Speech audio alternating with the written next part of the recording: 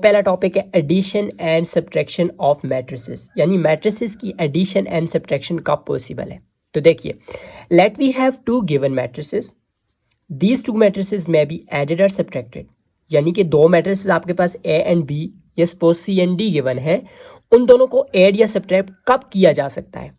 तो उसके लिए कंडीशन आपने ध्यान में रखनी है, if and only if they have the same order, यानी उन दोनों मैट्रिसेस का जिनको आप ऐड या सब्ट्रैक्ट कर रहे हो दोनों का आर्डर सेम होना जरूरी है। ठीक है, सो एग्जांपल में देखिए, यहाँ पे ए मैट्रिक्स गिवन और बी मैट्रिक्स गिवन है, सही है। इन दोनों मैट्रिक्स को कहा गया कि ऐड करो अगर पॉसिबल है। तो ऐड करने के लिए क्या पॉसिबिलिटी है, they have the same order. तो इनका आर्डर चेक करो, यहाँ पे 2/2 आर्डर है इसका, मतलब 2 रोज हैं और 2 ही कॉलम है इसमें भी 2 रोज 2 ही कॉलम है, आर्डर इन दोनों का सेम है। सही है, आर्डर में ऑलरेडी पिछली वीडियो में बता चुका हूँ, आप जिसने नहीं देखी देख लीजिए। सो आगे इसको फर्दर जब सोल्व करेंगे, ए एंड बी आपके पास मैट्रिसेस गिवन है, ए प्लस बी करो, ए की जगह पर यहाँ पर इक्वल टू डाल के ए की वैल्यू तरतीब से, बीच में प्लस है प्लस डालो, उसके बाद बी की वैल्यूज यहाँ पर डालो, और जस्ट आपने अब ऐड किस तरीके से करना है, करस्पॉन्डिंग एलिमेंट को करस्पॉन्डिंग एलिमेंट में आपने जमा कर देना है, यानी कि 3 + 2, तो 3 + 2 -4 + 3 -4 + 3 4 + 9 5 + 0, तो सिंपली 3 + 2 यहाँ पे ऐड कर दो इन दोनों को, यानी कि इधर 5, इधर -4 में से 3 निकालो -1, यहाँ पे 4 + 9 13 5। एग्जाम्पल 2 है आपके पास, तो देखें इस एग्जाम्पल को चेक करते हैं। यहाँ पर ए भी गिवन है, बी भी गिवन है, और उसने कहा है कि इनको एडिंग करो इन दोनों को, अगर ये पॉसिबल है, अगर इन दोनों की एडिशन पॉसिबल है तो ऐड करो इन दोनों को। अब देखो इसका आर्डर क्या है, इसमें 2 रोज हैं और 2 ही कॉलम है, तो मतलब इसका 2/2 आर्डर है। सही है, इसमें चेक करो बी मैट्रिक्स में, तो बी मैट्रिक्स में 3 रोज हैं और 3 कॉलम्स हैं, तो मतलब इसका आर्डर है 3/3। सो इसका आर्डर 2 है, यानी 2/2, इसका आर्डर 3/3, तो आर्डर इन दोनों का सेम नहीं है। एडिशन करने के लिए या सब्ट्रैक्ट करने के लिए आर्डर सेम होना जरूरी है। सो इन दोनों की जो है एडिशन वो पॉसिबल नहीं है, and B are not comfortable for addition and subtraction because their order are not same. Okay, तो एग्जाम्पल नंबर 3 पर चलते हैं। आप देखें यहाँ पर इसका भी आर्डर 3/3 है और इसका आर्डर भी 3/3 है, तो इसका मतलब क्या है कि इन दोनों की एडिशन और सब्ट्रैक्शन पॉसिबल है। सो ए माइनस बी उसने फाइंड करने को कहा है, तो ए माइनस बी हम फाइंड कर सकते हैं। Both matrices A and B are in same order, दोनों सेम आर्डर में, यानी कि 3/3, एक का भी है दूसरे का भी 3/3 है, so subtraction is possible. Okay, so A matrix B matrix के मैंने ए माइनस बी, ए की जगह पर यहाँ पे इक्वल टू डाल के ए की वैल्यूज डालो, देखो उसके बाद माइनस माइनस, उसके बाद ये बी की वैल्यूज यहाँ पर डालो। अब आपने उसी तरह करस्पॉन्डिंग एलिमेंट में करस्पॉन्डिंग एलिमेंट डालना है, तो यहाँ पे देखो 3 - 0, तो 3 - 0, और मैं आगे वैल्यूज पुट कर चुका हूँ, आपको सिर्फ बता रहा हूँ। 4 - 5 1 - 6 3 आप देखें यहाँ पर डबल माइनस आ गया, यानी कि 3 माइनस इसका नंबर है ना, तो माइनस इंटू माइनस आपको पता है, ये माइनस इस अंदर वाले माइनस का multiply, minus into minus plus, तो आप डायरेक्ट लिखो 4 + 3। ओके, उसके बाद आगे देखो 4 - 4, उसके बाद 5 - 2, उसके बाद 3 - 1, उसके बाद 4 - 1 6 - 0। ओके, सो आगे देखें इसी तरतीब से, यहाँ पर ये इसी तरतीब से लिखे हुए हैं। सो इनको 3 - 1 इसको मतलब आपस में वो कर दो, इसका आंसर आपके पास ये आ जाएगा। ओके, सो आगे आ जाते हैं multiplication of a matrix bye a real number, यानी कि आपके पास एक मैट्रिक्स गिवन है और एक कोई भी रियल नंबर गिवन है, उसको आपने उसके साथ कैसे मल्टीप्लाई करना है। अभी जस्ट रियल नंबर की बात हो रही है, कोई एक रियल नंबर है, 2 है 1 है 3 है 4 है 5 है, उसको एक मैट्रिक्स का मल्टीप्लाई करना, तो कैसे करेंगे। Let A B any matrix, A कोई भी मैट्रिक्स है एंड के इज एनी रियल नंबर, तो के कोई भी एक रियल नंबर है, 2 है 3 है 4 है 5 है, कोई भी एक रियल नंबर है।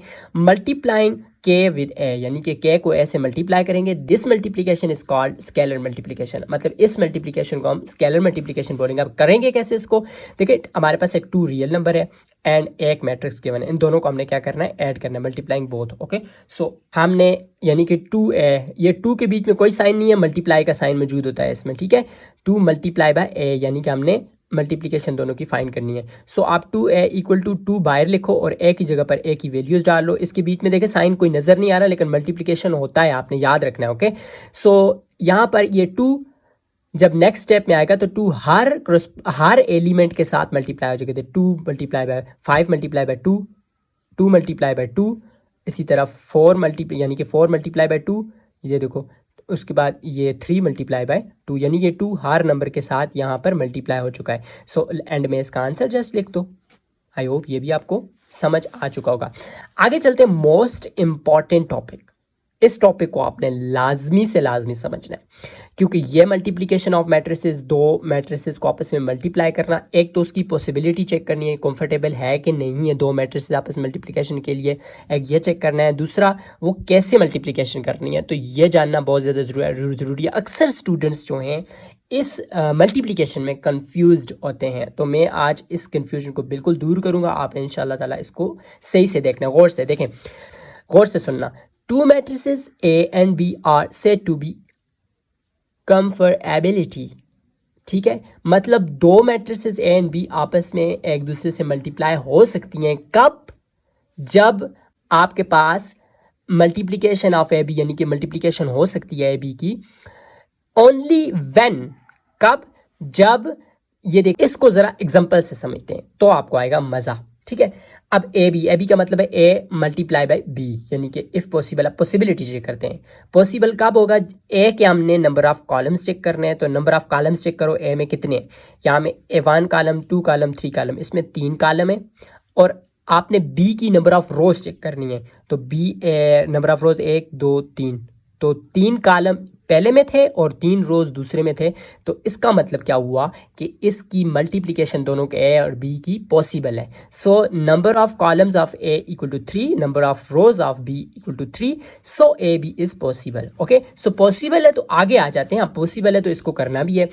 अब A and B equal to A multiply by B, multiply का साइन डालो या ना डालो, डालने की जरूरत नहीं होती। ठीक है, ए और बी आपस में डायरेक्ट मल्टीप्लाई हो रहे हैं, इक्वल टू। अब पहले ए की वैल्यू डालो, फिर देखो बीच में कोई साइन डालो, मल्टीप्लाई का डाल दो तो भी ठीक है, ना डालो तब भी मल्टीप्लाई हो होता है। ठीक है, सो ये दूसरी बी की वैल्यूज है। अब आपने क्या करना है? अब मोस्ट इंपॉर्टेंट चीज़ है, यहाँ पे समझिएगा। आपने यहाँ पर पहली रो लेनी है। ठीक है, पहली रो लेनी है और इधर से पहला कॉलम लेना है। फिर आपने पहली रो रखनी है और दूसरा कॉलम लेना है। फिर आपने पहली रो रखनी है और तीसरा कॉलम। समझ आई? इसी तरह ये आपके पास एक रो बन जाएगी। देखें, आपने ये जब पहली रो ली और पहला कॉलम लिया, तो आपने ये पहली रो का और पहले कॉलम का ये जो सेम एलिमेंट, देखो इस 2 को आपने 4 से मल्टीप्लाई करना है।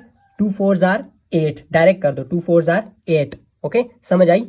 उसके बाद 3 इसके साथ, यानी कि पहले वाला पहले के साथ, दूसरे वाला दूसरे के साथ, तीसरे वाला तीसरे के साथ, ऐसे। तो 3 को मल्टीप्लाई करो 6 से, 3 6 आर प्लस 18, प्लस करते जाना है। ठीक है, उसके बाद प्लस 4 मल्टीप्लाई बाय 2, तो 4 मल्टीप्लाई बाय 2 प्लस 8। ओके, सो इन तीनों को आपस में ऐड कर देना है।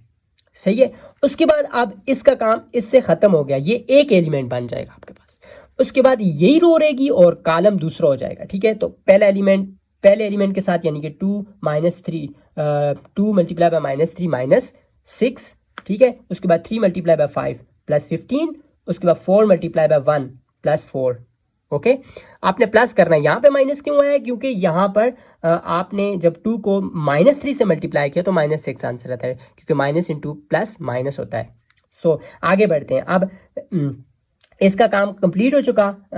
फर्स्ट रो का सेकंड कॉलम से भी, अब फर्स्ट रो का थर्ड कॉलम से भी करना है, यानी कि रो जितनी हो, जितने कॉलम होंगे हम उन सब से मल्टीप्लाई करेंगे पहली रो को। ओके, सो इस रो के अब फर्स्ट रो ही चलेगी और इस एलिमेंट को अब कॉलम 3 के साथ मल्टीप्लाई करो। 2 को 5 से करोगे 10, 3 को 3 से करोगे 9 और 4 को 5 से करोगे 20। ओके, पहली रो का काम हो गया तमाम। अब बारी आ जाती है हमारे सेकंड रो की। तो सेकंड रो अब फर्स्ट कॉलम से, फिर सेकंड कॉलम से, फिर थर्ड कॉलम से, वैसे ही तरतीब से। लेकिन जैसे ही हम दूसरी रो में जंप किए तो हम नीचे आ जाएंगे सेकंड रो में। ठीक है, सो 5 को आपने 4 से मल्टीप्लाई करना है। 4 5s are 20, फिर 4 6s are 24 प्लस 24, फिर 3 2s are प्लस 6। ओके, फिर इसी तरह इसको अब सेकंड कॉलम से करो। 5 3s are, यानी कि माइनस है 7, तो 5 3s are -15। फिर 4 को 5 से करो तो 4 5s are 20, फिर 3 को 1 से करो, 3 1s are 3। अब इसी रो को थर्ड कॉलम से करो, 5 5 जार 25, 4 3 जार 12 और 3 5 जार 15। ओके, सो अब इसका काम भी खत्म, यानी कि इस रो को भी हमने तीनों कॉलम के साथ मल्टीप्लाई कर दिया। अब थर्ड रो का काम आ गया, तो थर्ड रो पहले first column second column third column से होगी। तो 6 4 jar 24, 5 6 jar plus 30, 0 multiply by 2 plus 0 आ जाएगा आंसर। फिर उसके बाद 6 माइनस 3 माइनस 18, फिर उसके बाद 5 मल्टीप्लाई बाय 5 प्लस 25, फिर 0 मल्टीप्लाई बाय 1 0। ओके, फिर 6 multiply by 5 next three column के साथ होगा, 6 5 जार 30, फिर 5 3 जार 15, फिर 0 5 जार 0। ओके, सो ये मल्टीप्लाई हमने कर लिया। अब नेक्स्ट स्टेप में सिंपली इनको आपस में ऐड कर दो। ऐड करना तो आपको आता है आसानी से, तो ये आपका रहा रिक्वायर्ड आंसर। मैं समझता हूँ बहुत आसान और बहुत ही इजी तरीके से मैंने आपको समझाया है। आई होप आपको समझ आ चुकी है। फिर भी आपका कोई क्वेश्चन है तो आप मुझसे पूछ सकते हैं। तब तक के लिए अल्लाह हाफिज़, नेक्स्ट लेक्चर में मिलते हैं।